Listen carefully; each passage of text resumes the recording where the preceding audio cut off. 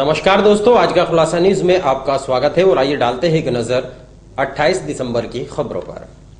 Kandhla police ने checking के दौरान 2 शातिर लुटेरों को गिरफ्तार कर उनके कब्जे से अवैध तमंचा, जिंदा कारतूस सहित हजारों रुपए की नकदी बरामद की है। पुलिस ने लुटेरों को जेल भेज दिया है। गुरुवार देर शाम कांधला पुलिस बस स्टैंड पर वाहन चेकिंग अभियान चलाए हुए थी। इसी बीच पुलिस ने 2 संदिग्ध युवकों को आते हुए देखा। पुलिस ने दोनों युवकों को रुकने का इशारा किया तो आरोपी मौके से भाग खड़े हुए।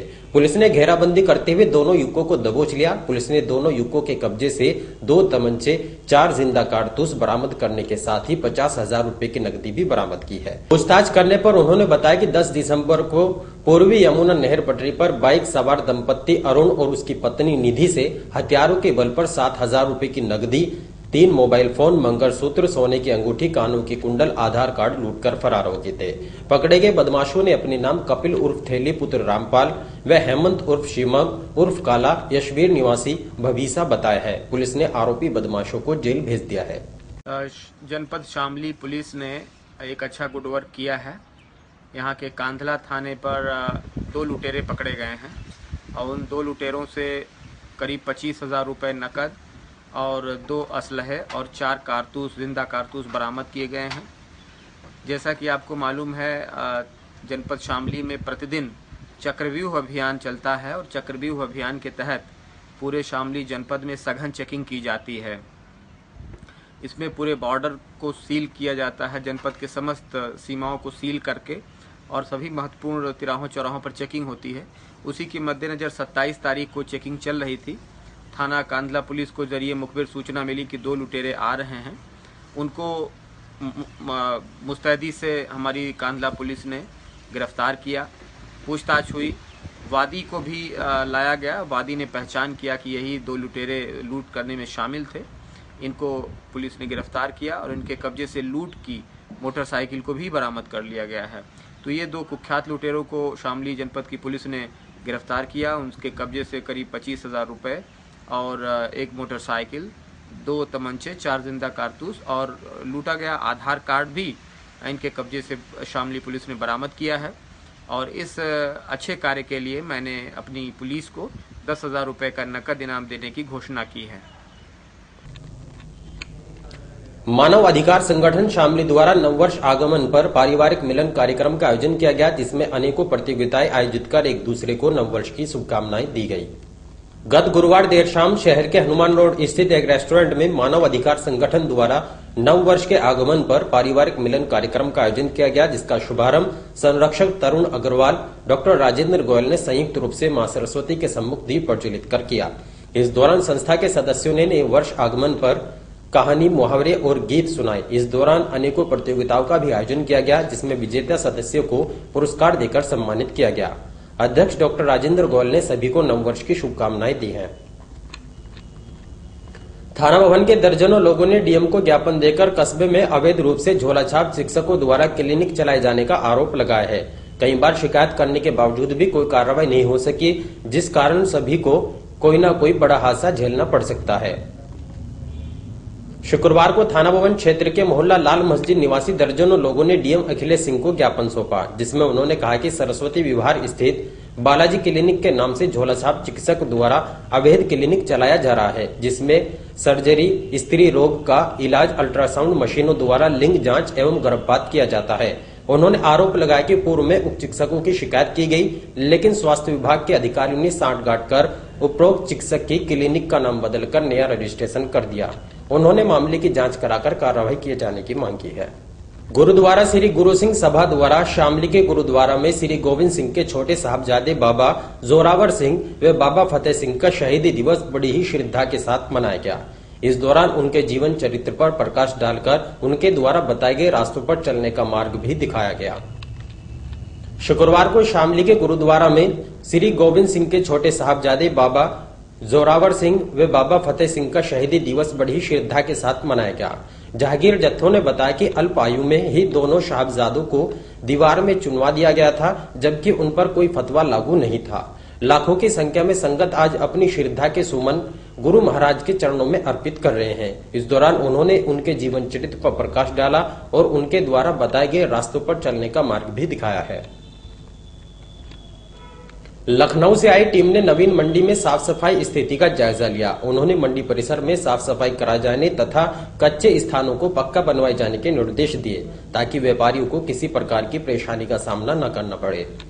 शुक्रवार को शामली के नवीन मंडी की साफ सफाई व्यवस्था का जायजा लेने के लिए लखनऊ से टीम पहुंची, जिसमें अर्थ एवं सांख्यिकी अधिकारी संजय नीरम ने नवीन मंडी स्थल का निरीक्षण किया। इस दौरान मंडी परिसर में साफ सफाई कराई गई थी, लेकिन कुछ स्थानों पर कूड़े के ढेर भी लगे हुए थे, जिनको उन्होंने हटाए जाने के निर्देश दिए हैं। उन्होंने कहा कि व्यापारी की दुकानों से निकलने वाले सूखे और गीले कूड़े के लिए अलग अलग डस्टबिन रखे जाए।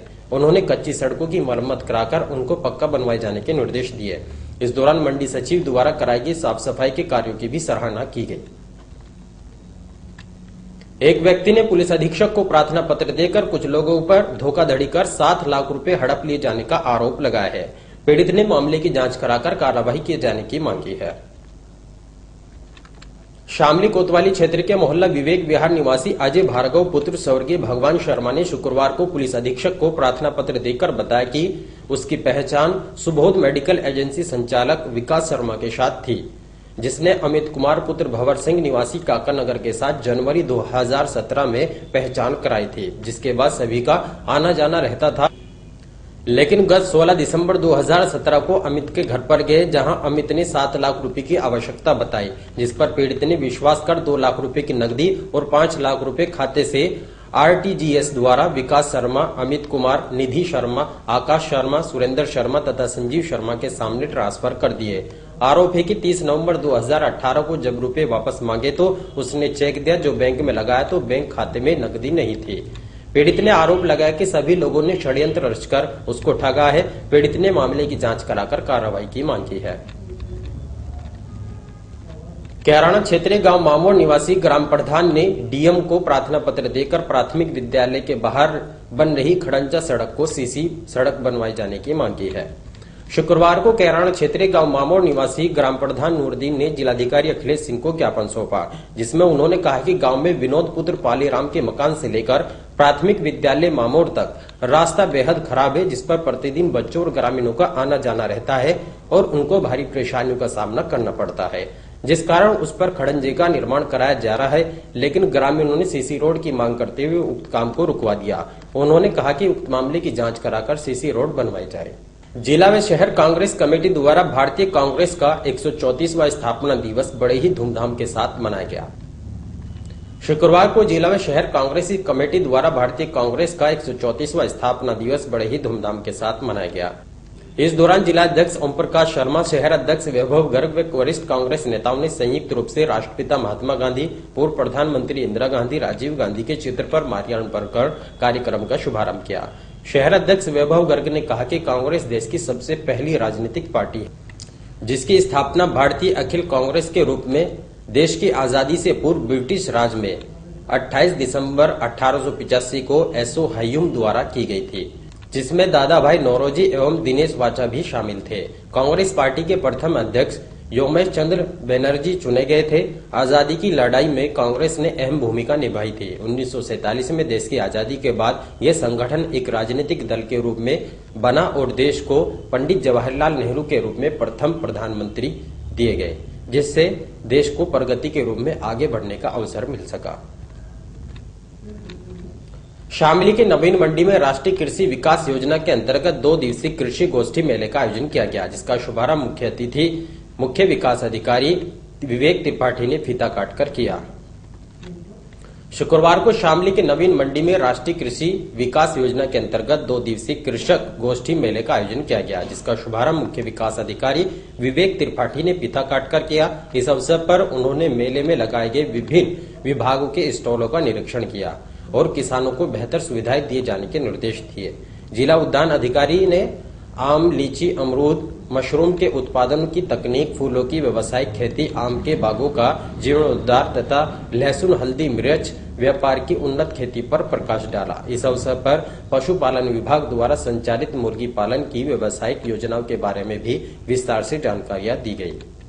United teachers association Uttar Pradesh के पदाधिकारियों द्वारा एसोसिएशन के संयोजक विक्रांत पटेरिया पर हुए जानलेवा हमले के विरोध में प्रदेश के मुख्यमंत्री को संबोधित एक ज्ञापन तहसीलदार शामली को सौंपा गया।